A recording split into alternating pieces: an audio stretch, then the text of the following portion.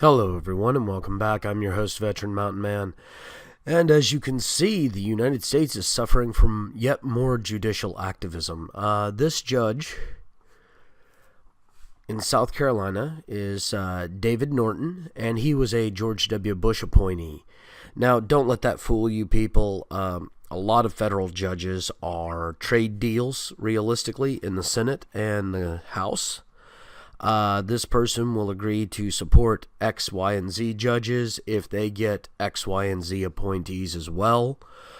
President George W. Bush and H.W. Bush were both notorious for signing deals on judicial appointees.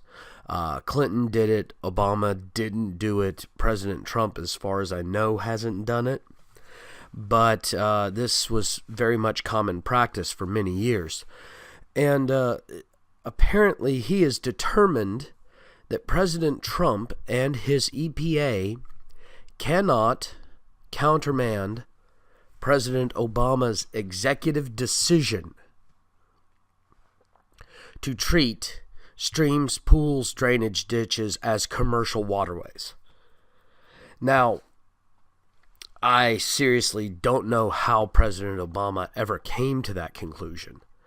Because realistically, if I have a pond on my 300 acres of property and it holds 3,000 or 4,000 gallons of water, and I use it to I use it to water my cattle and, my crops, that's not a commercial waterway. That's a private waterway.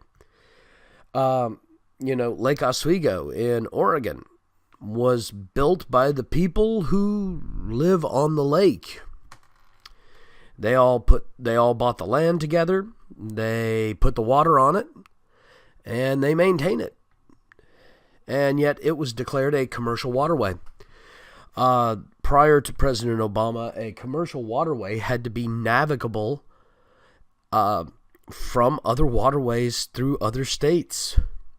And he changed the definition. And now this judge is stating that President Trump can't change the definition back and has to honor President Obama's definition. This is utter bullshit. Excuse my language. Under this consensus, we would have to say that President Lincoln didn't have the right to free slaves. Or that, President Coolidge couldn't change the determinacy of isolationism or any of these things. We wouldn't have Social Security. None of this stuff would have changed. We would still be living in 1776 politically if this were the way the world actually worked. Now, this judge is obviously a giant moron because under the Constitution, the president has plenary power for the administration and presidential decisions.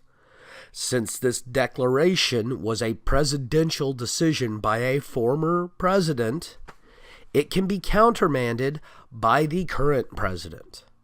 That is the way presidential decisions work. Those can be changed as the administration changes. They can even be changed within the same administration if they decide that that rule doesn't work.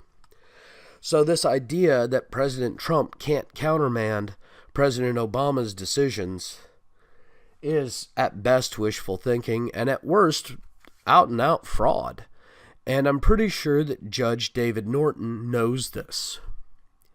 So we need to make sure that we don't support any more judicial activists going into federal judge positions, because the more this kind of stuff happens, the more accepted it is. And we need to start seriously culling these federal judges who are judicial activists and go back to the separation of powers, where the judges rule on cases based on current law, constitutionality, and case law. But they do not make random decisions based on their feelings. We need to get away from judicial activism and legislate from the legislature and rule on legislation in the judiciary seat as necessary and as little as possible. Judges should not be deciding laws unless it's absolutely necessary. And realistically, there's far too much of this, and there has been since the 1960s. Well, I want to thank you all again for joining me. I am going to include a link to this article from Conservative Review by Daniel Horowitz. He's a very good writer, and he does a lot of work for Conservative Review. And as always, have yourself a beautiful Saturday.